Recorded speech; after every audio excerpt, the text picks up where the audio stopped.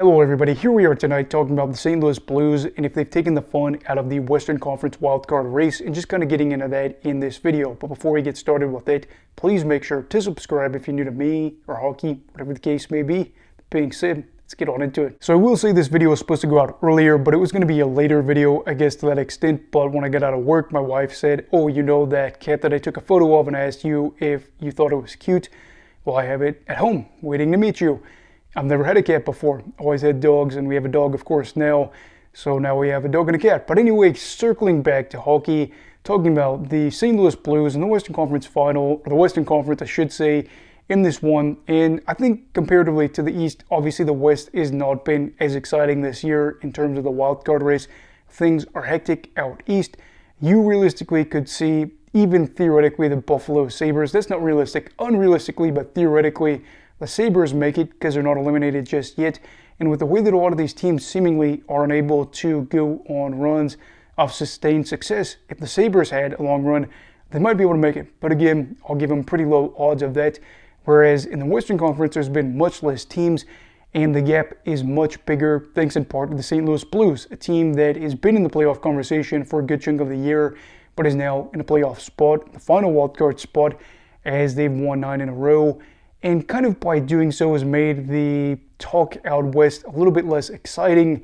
But I think that in some ways there's still some positive with some negatives as fans of the game. Not so much for St. Louis fans, as I'm sure they're ecstatic about their wins. But looking out west, it's pretty clear there is a big gap, as Anaheim is 15 points back of St. Louis. Utah is 9 points back.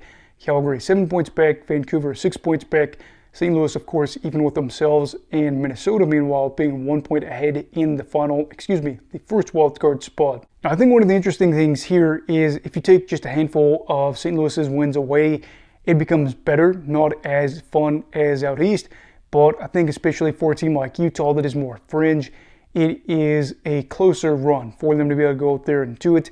If they just took away 4 of St. Louis's wins, they would be right there.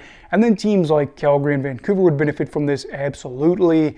Vancouver would be ahead of St. Louis in that regard, and they were for so long throughout the year, whereas now it seems like they just have run out of momentum and aren't going to make it. But I think that, again, even looking at teams like Anaheim, it's just cool to know that they even are at this stage where the season is winding down and they're in it. Now, they aren't really. It's such a huge gap, and it is pretty much insurmountable. But they kind of get thrown into this list mainly because they're the last team in the Western Conference Final. Western Conference. I don't know why I keep saying Western Conference Final. The Western Conference has not been eliminated just yet. It's been a good year by their standards, hoping to build off of it, but still they are pretty far out of the mix. Utah in the first season, I think things are going well. The ownership is doing a good job of keeping prices low, bringing in those fans, building a good image, and having good points percentage. But, they've got excuses. Calgary, I'm kind of on and off the fence about why they wouldn't have excuses. They don't have an offense to keep up with it, just simply. And at the end of the day, they just weren't expected to compete for a playoff spot this year. And so they can kind of, morph back into the Bush Simpsons meme, if you will, just merge back into it to say, well, yeah, we weren't supposed to be here. Meanwhile, Vancouver, as you all know, I feel like has absolutely zero excuse. They look in the mirror. They're the reason why they're not in the playoffs. Locker room drama. A team that's blown leads. They just recently blew a 3-0 lead. They did get a point in Columbus, but still lost 7-6. Ouch. They are a side that will take the opening lead or get the opening goal and then still find a way to lose. And there's just so many things that have gone wrong for this team, guys that have had, cold years and whatnot, that it's been just awful, I think, to some extent. But St. Louis seemingly benefiting from a lot of these teams not performing when the Blues are performing. And I think that's one of the great things about this. While the playoff race itself isn't probably going to be that, close and be a race, if we're being honest, the Blues weren't expected to be in the playoffs. They got a coach that was fired, and like a week later, he takes them over. And we've seen what they've been able to do, especially in the early going of that. Things went really well, and they're picking up a lot of points, and then now winning 9 in a row, nearly 10 in a row, maybe 10 in a row if they get a win in their next game. It's just really cool to see that. But it's not just about, these teams aren't really in a spot to compete anymore, and really it's just a 2-horse race out in the West with Minnesota and St. Louis compared to the East. This is all negative. There still is hope for some of these teams. I think Vancouver has that potential if St. Louis got snagged up and then Vancouver actually started to string together wins for the first time since October. But I think it's more about what the playoff picture will look like and how teams will be impacted, because you think, especially for a side like Minnesota, the Wild had a good start to the year. They lose Kirill Kaprizov. He has not played a game since late January. He is going to say, probably have the lowest point total for his career. No, that's not true. He did surpass his rookie season, even though he'll play fewer games. Probably won't even crack 50 games. In fact, he shouldn't even pass 47, I think, for this year. Minnesota desperately need him. He should be back before the playoffs. I don't think that his return is too far away.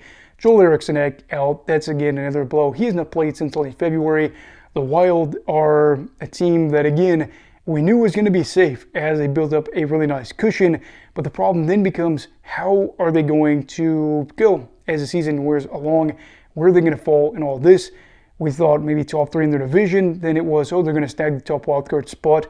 St. Louis is right there, and it does seem like the Wild are very likely to get pushed down in that final wildcard spot, which doesn't seem like that big of a deal because, okay, they are a team that is either going to play Winnipeg or, of course, probably, I guess, Vegas. And as weird as it sounds, they may not want to play Winnipeg. I couldn't look, or at least I didn't look. I should have looked about what the record was against the Jets this year. I do know Minnesota has not won a single game out of the 3 games that they played against Vegas earlier in the year. And it would be kind of interesting because Vegas has knocked them out before in the playoffs. There is a little bit of a rivalry, maybe not a traditional rivalry, but a rivalry there. And you just kind of wonder how things would go out, whereas like Minnesota, where they want to play Winnipeg, again, maybe I'm looking like a fool here, where they have even worse of a goal differential, but I think that Minnesota has lost pretty handily at least 2 out of the 3 games that they played against Vegas, and you do kind of wonder how things will shake up, where if you are Minnesota and things kind of go the wrong way, if they don't say we have no momentum, a team like St. Louis is, again, riding high, and maybe they get a more favorable matchup for themselves.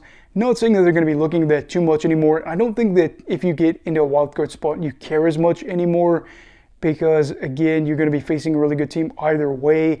But it is just one of those deals where St. Louis is not even really in the rearview mirror. They've got the car right up against them, and they're about to right rear them and just turn them into it.